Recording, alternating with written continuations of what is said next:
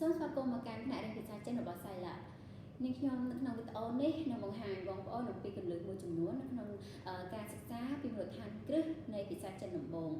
ចាដោយសារតែភាសាចិនគឺយើងត្រូវការប្រើចងចាំច្រើនគឺយើងអត់អាចប្រកបដូចជាភាសាដទៃទៀតបានទេឧទាហរណ៍ថាអក្សរអៃយើងអាចប្រកបអក្សរហ្នឹងពីខាងណាទៅបានទេគឺយើងត្រូវចងចាំថាអក្សរមួយហ្នឹងគឺអក្សរអៃអញ្ចឹងដើម្បីសម្រួលដល់ការរៀនសូត្រគឺយើងត្រូវរៀនអំពី Pin In មានន័យថាស៊ីងចិនដែលវាមានជួនជាអ្នកស្រៈព្រមទាំងការបញ្ចេញសំឡេងដូច្នេះជួនជាអ្នកទាំងអស់គឺមាន23តួចំណែកឯស្រៈគឺមាន24តួប៉ុន្តែនៅក្នុងថ្ងៃនេះយើងខ្ញុំបង្ហាញតែជួនជាអ្នក4ព្រមទាំងស្រៈទាំងអស់3ព្រមទាំងការបញ្ចេញសំឡេងមួយចំនួនដូច្នេះបងប្អូនទាំងអស់គ្នាសូមតាមដាននាងខ្ញុំអូខេចាដោយជនជាអ្នកទី1អូខេអញ្ចឹងថ្ងៃនេះគឺយើងរៀនអំពីជនជាអ្នកអូខេជនជាអ្នកចិនទី1អានថាពបងប្អូនអាចណូតជាភាសាខ្មែរអូខេពចាអញ្ចឹងជនជាអ្នកទី2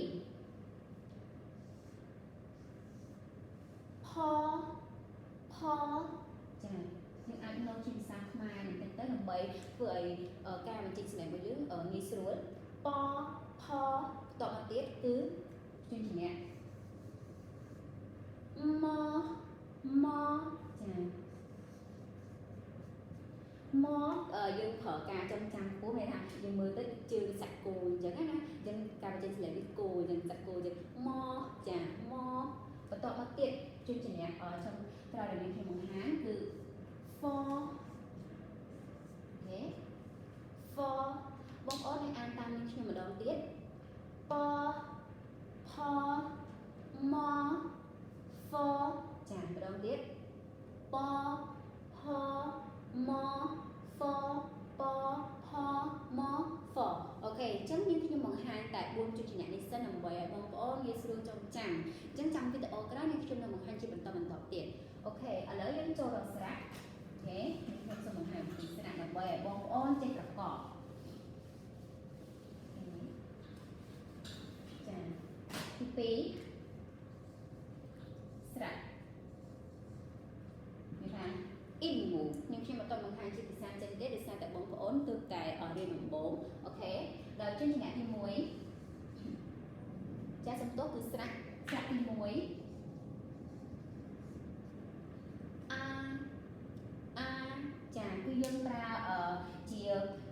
អក្សររបស់ភាសាអង់គ្លេសគឺយើងយកមកប្រើនៅក្នុងភាសាចិនដើម្បីណូតនៅលើអក្សរចិនរបស់យើងទាំងអស់គ្នាអូខេអញ្ចឹងយើងអានថាបន្តមកទៀតអូខេបងប្អូនអានតាមខ្ញុំអូអូខេយេបងប្អូនអានតាមខ្ញុំម្ដងទៀតអូអូខេអញ្ចឹងមិញយើងខ្ញុំបានបង្រៀនអ្នកនរគ្នាអំពីជនជាអ្នកចំនួន4គឺផមហ្វឥឡូវបានស្រៈចំនួន3អូខេអញ្ចឹងគឺភាសាចិនគឺយើងមានជនជាអ្នកមានស្រៈអញ្ចឹងគឺដូចភាសាខ្មែរដែរគឺយើងត្រូវការប្រកបជនជាអ្នកនិងស្រៈដូច្នេះខ្ញុំសូមបង្ហាញអំពីការប្រកបអូខេអញ្ចឹងមកបងប្អូនគ្នាអំបញ្ញយើងមានផមហ្វយើងមានស្រៈដូច្នេះសំឡេងភាសាចិនទាំងអស់គឺមាន4តាមពិតទៅគឺមាន5គឺមានឈីងសឹងប៉ុន្តែជាទូទៅគឺយើងប្រើតែ4ទេហើយឈីងសឹងហ្នឹងគឺយើងអត់ដាក់សំឡេងនឹងទេគឺយើងគ្រាន់តែអាននឹងកញ្ឆក់បន្តិចអូខេអញ្ចឹងសំឡេងខ្ញុំបង្ហាញសំឡេងទី1គឺធន់អូខេធន់ទី2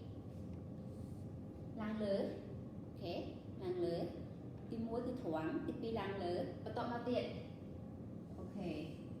cho hai lang lỡ vì điểm trẻ đồ lỗ nè chả bóng ố đồ lỗ sẽ lấy ok và tọt mà tiện sẽ lấy bị buồn mình ha cứ dùng chọc hàng khổng không chả hãy lấy một tí họ hạ sợ dùng cái trên sẽ lấy một chặt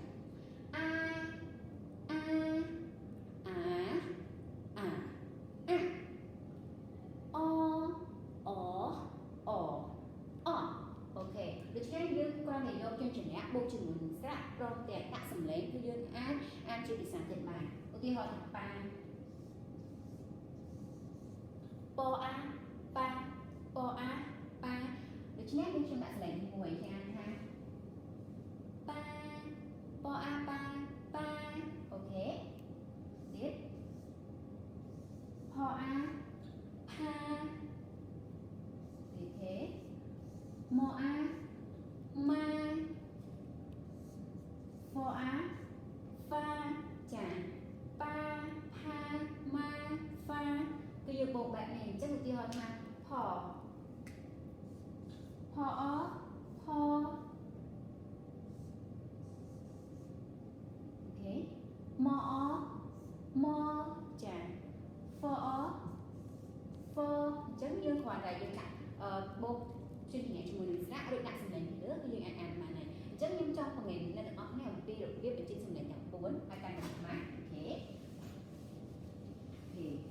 ជាងឧទាហរណ៍ថាអក្សរប៉ានេះទេ